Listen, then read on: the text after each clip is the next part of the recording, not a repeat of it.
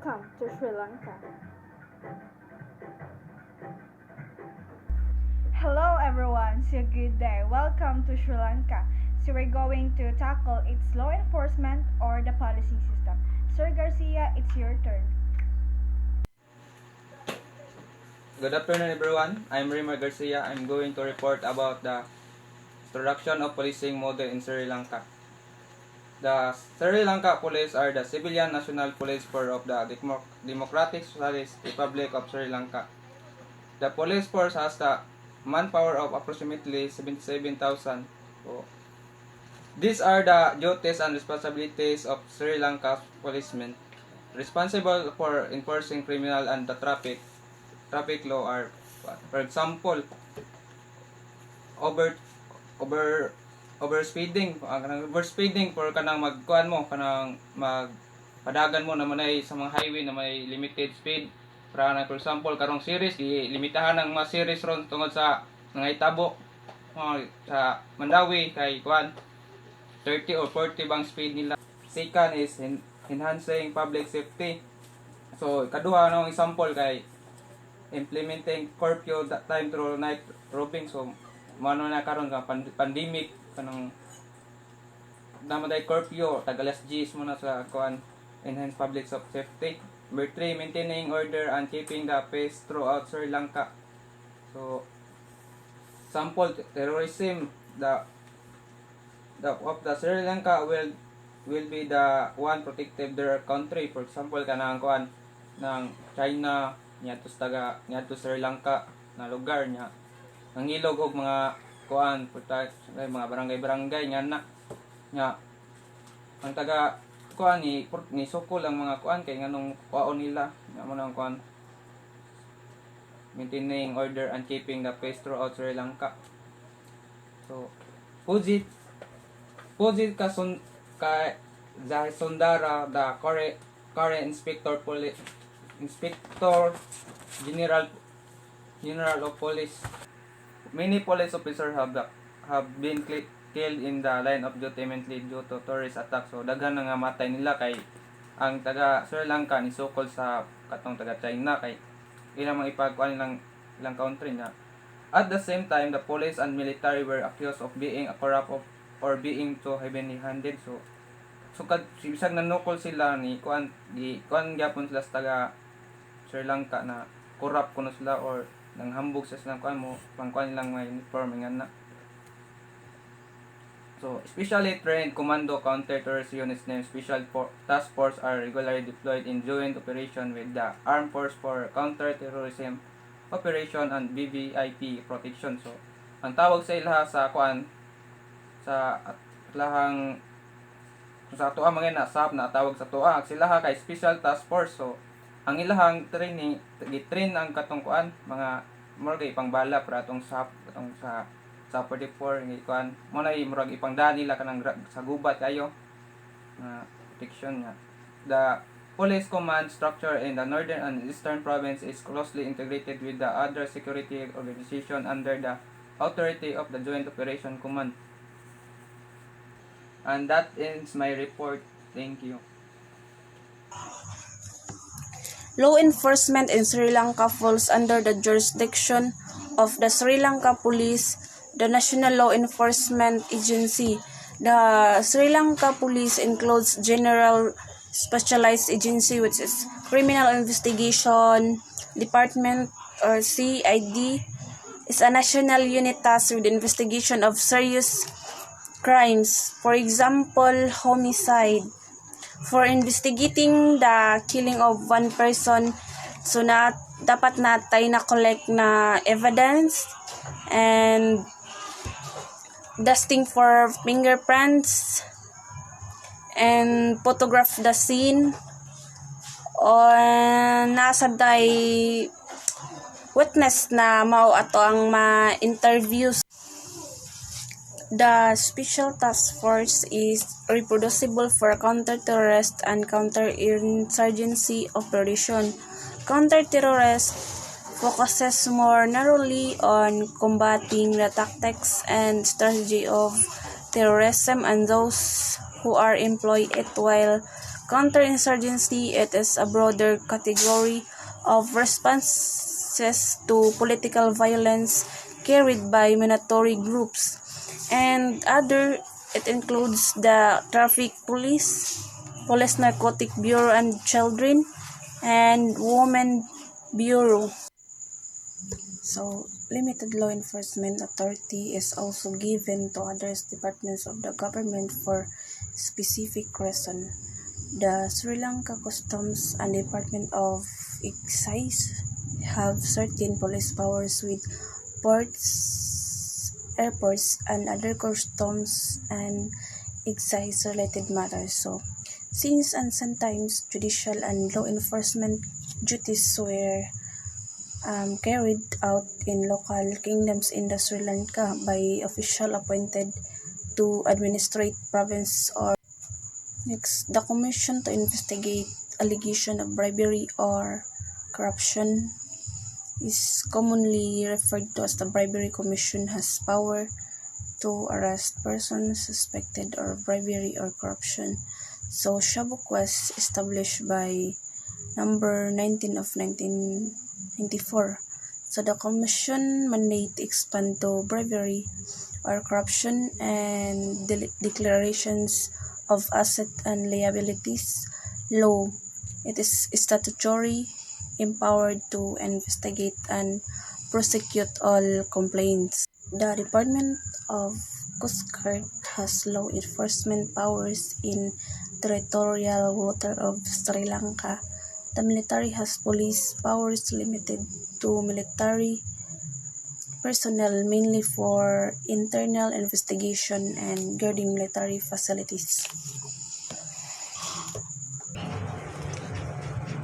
Good day, Edge and everyone. My name is Markled P. Fanesto, so I will be the one who will report the police organizational structure. As you can see in my PowerPoint presentation,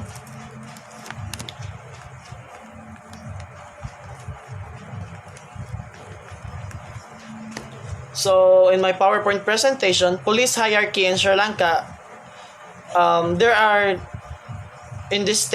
Gazette officers, and it has divided into two: Senior Gazette officers and the Junior Gazette officers.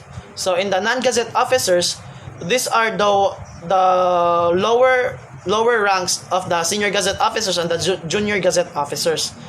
So Sri Lankan police is headed by Inspector General of Police. So Inspector General of Police is the one in the higher place. So who has in theory autonomy to command the service from the police headquarters in Colombo and support by the police field force headquarters. However, in the recent past, the police service has come under the purview of Ministry of Defense, or what we call MOD, with the exception of several years when it came under the Ministry of Internal Affairs but has transferred in the MOD. In the last few years, there have been calls to reestablish the Independent National Police Commission to oversee transfers and promotions, thereby making the service autonomous and free from any influence. So, next, the police service is organized into 5 primary geographic commands. So, this is known as ranges. So it ranged to 1 to 5. So converting the northern and eastern and southern sectors of the island under the command of the Senior Deputy Inspector General of Police, or what we call SDIG. The ranges were subdivided into divisions, districts, and police stations. Colombo was designated as a special range. Each police division is headed by a Deputy Inspector General of Police, or what we call DIG. And it covers a single province, and a police district is headed by Senior Superintendent of Police, or what we call SSP. And it covers single district of the country. In 1974, there were a total of 260 police stations throughout the country. as of 2007, there were more than 2,000 stations. So with the escalation of Sri Lankan civil war, the strength and the number of stations have increased. Since 1971, the police service has suffered the large number of casualties, with the officers and constables killed and wounded as a result of terrorists and insurgents. So, in more remote rural areas beyond the immediate range of the existing police stations, enforcement of simple crimes are carried out by Grama Seva Niladhari, or what they call village of service officers. But this has now become rare, with most villages covered by a new police stations. So, in addition, in their regular forces, the police service is operated as a reserve contingent until 2007.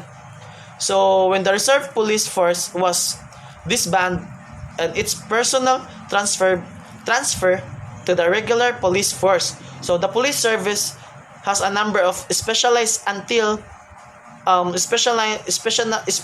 units responsible for investigate, protective, counterterrorism, and paramilitary functions.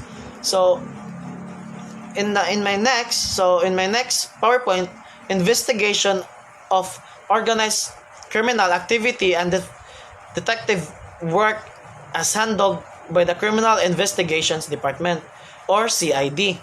So these are the Junior Gazette officers. So under the command of Deputy Inspector General of Police, or what we call DIG. So in the Junior Gazette officers, it is headed by the DIG. So more coordinated threats to internal security, such as the pose by the radical Senhales GVP in 1980s.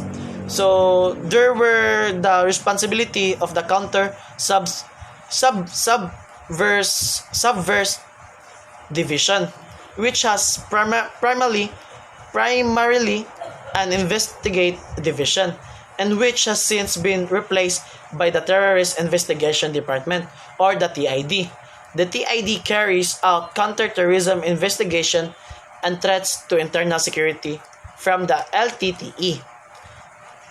So in my PowerPoint presentation, so this the police organizational is the security units, which are the entrusted or the trusted. The security includes the Ministerial Security Division, or the elected public figures, diplomatic security or division, or the foreign diplomats, and judicial security division, or the judges. So that's all. We are going to tackle now the differentiation between the Philippine policy system and the Sri Lanka policy system. So, in the Philippines, we have this NBI, or the National Bureau of Investigation, that is an agency of the Philippine government under the Department of Justice, responsible for handling and solving major high-profile cases that are in the interest of the nation. So, and the next is the National Counter-Terrorism Action Group, or the NAPTAG, or in the Filipino, Pambansang Lupo ng Pagsasagawa Laban sa Terorismo, or the PLPLT. So, it is an counter-terrorism body under the Anti-Terrorism Council. NAPTAG is under the direct command of the National Security Advisor. So the next is we have this in the Navy. We have this the Philippine Coast Guard, or the PCG. It is an armed and uniformed service tasked primarily with enforcing laws within the Philippine waters, conducting maritime security operations, safeguarding life and property at sea, and protecting marine environment and resources, similar to Coast Guards around the world. So the next is we have the Philippine National Police Maritime Group, or the PNPMG, is a National Operations Support Unit, or the NUSU, of the Philippine National Police, mandated to perform all police functions, ensure public safety and internal security over the Philippine territorial waters, rivers, and coastal areas, to include ports and harbors, and sustain the protection of the maritime environment. So next is we have this Bantay Dagat, also known as the Sea Patrol, are community-based volunteer organizations in the Philippines that work with the local and national government officials and within 15 kilometers of the shore to protect the marine environment, especially patrolling against illegal fishing and to provide assistance in rescue operations. So next we have in the Air Force, we have this Philippine National Police Aviation Security Group or the PNPA ABSIC group. So it is responsible in enforcing the laws and regulations related to air travel in the Philippines. So we have also this PDEA or the Philippine Drug Enforcement Agency, or it is the lead anti-drug law enforcement agency responsible for preventing, investigating, and combating any dangerous drugs, controlled precursors, and essential chemicals within the Philippines. So we have this also the Office for Transportation Security or the OTS is the single authority responsible for the security of the transportation system of the Philippines, and including the civil aviation, sea transport, maritime infrastructure, land transportation, rail system, and infrastructure. So we also have this barangay tanod. So it is also known as barangay police officer and sometimes as BPSO, which can stand for barangay public safety officer, barangay peacekeeping and security officer, or barangay police safety officer. It is the lowest level of the law enforcement officer in the Philippines. So he is a watchman for a barangay who is supervised by the barangay captain and performs a variety of police functions.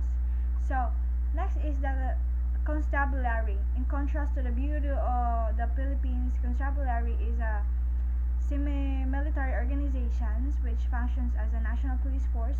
It is equipped and trained to handle insurrections, mass disturbances, and large-scale banditry.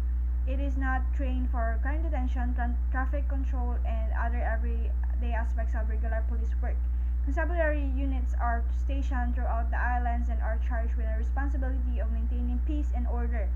The constabulary normally accomplishes this task indirectly by supervising the local police forces.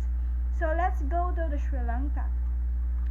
So in Sri Lanka, if in the Philippines we have this NBI, in Sri Lanka we have this CID, or they called as Criminal Investigation Department. So it is primary investigative arm of the Sri Lanka Police.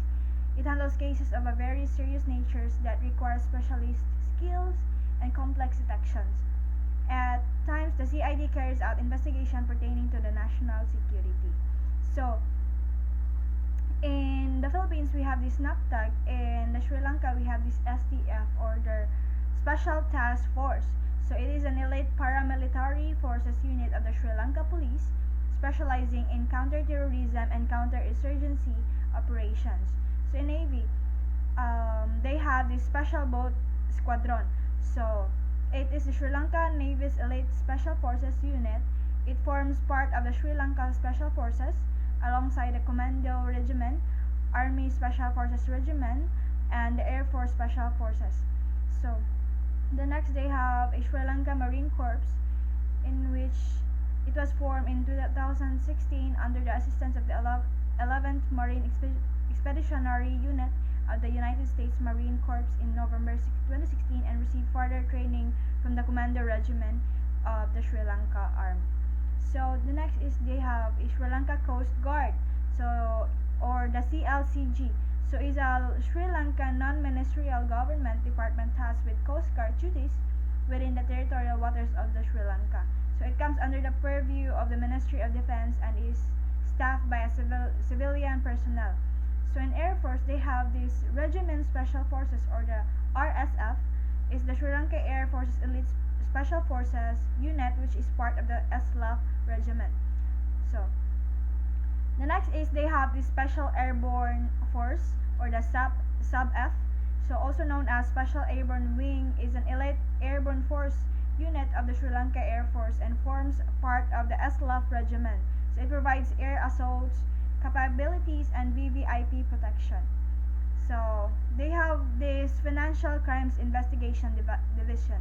So is the law enforcement agency of the Sri Lankan government. It is tasked with Sri Lanka for the financial crime investigations and law enforcement.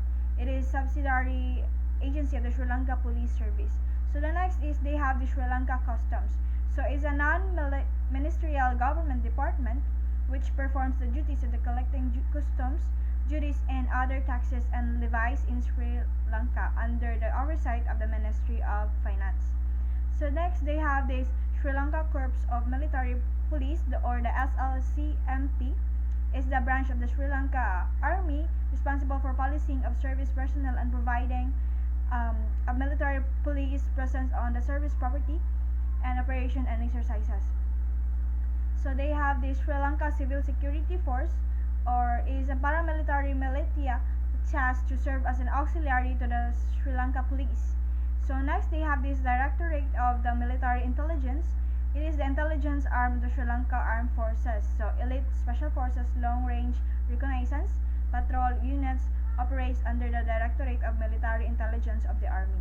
So the next is they have this State Intelligence Service, or the SIS, is an intelligence agency of the Sri Lanka government. It is the primary civilian intelligence agency of the Sri Lanka and is responsible for both internal and external intelligence gathering. It comes under the purview of the Ministry of Defense. The agency was originally named National Intelligence Bureau. So the next is the Sri Lanka Corps of Military Police, or the SLCMP. So it is the branch of the Sri Lanka Army responsible for the policing of service personnel and providing a military police presence on the service property, operation, and exercises. So the next is we have this President Security Division, or the PSD, is a unit of the Sri Lanka Police charged with the close protection of the President of the Sri Lanka. So they have this also, the last one, the Prime Minister Security Division, or the PMSD, is a unit of the Sri Lanka Police charged with the close protection of the Prime Minister of the Sri Lanka. So thank you, and it's your turn, Miss General. So thanks, Ron. So I'll be discussing about the similarities and dissimilarities of countries Philippines and Sri Lanka.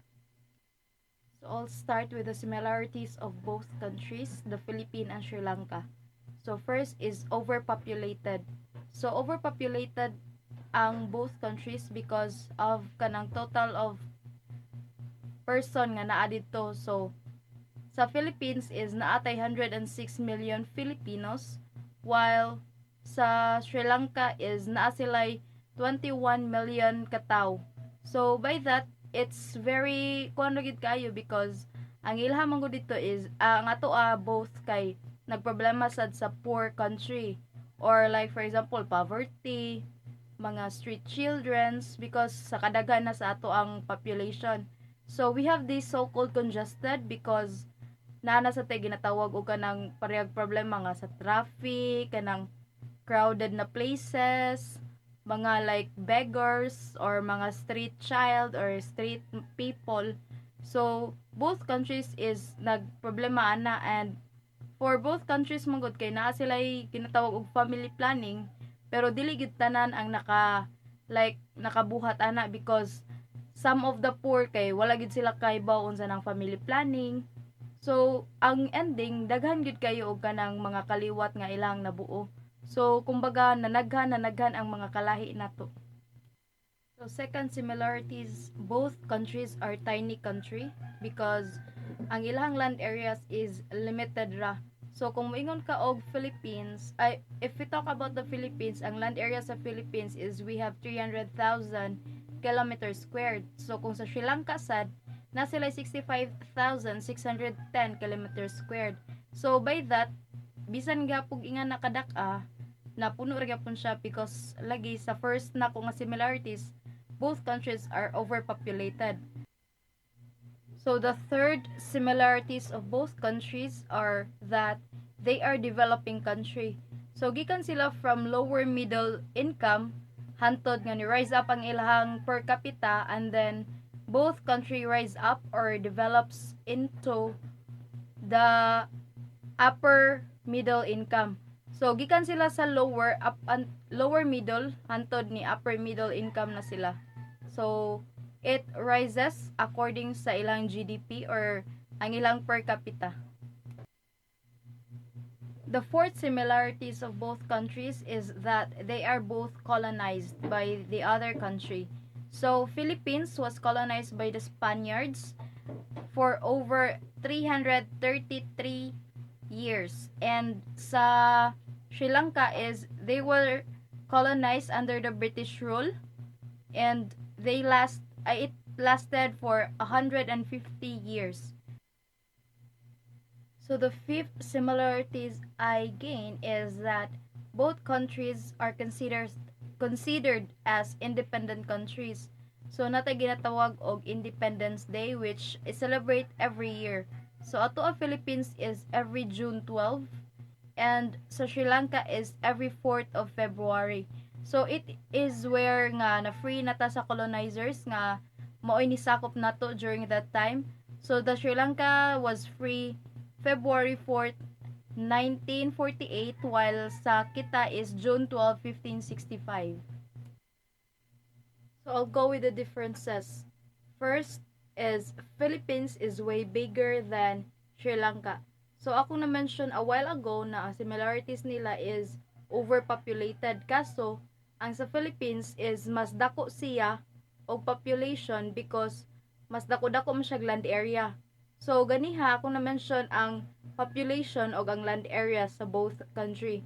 So kung akong balikon is ang Philippines is na siya 106 million Filipinos with a land area of 300,000 kilometers squared, while sa Sri Lanka is na sila 21 million kapin nga mga tao, and ang ilang land area is 65,610 kilometers squared. Second difference, which is the religion. So there sa Philippines is mostly is Christianity. So we do have different religions jud, no? We have INC, mga born again Christians, Catholics, but that ay kanang kana siya tanan is kuan na gyud siya Christians kumbaga.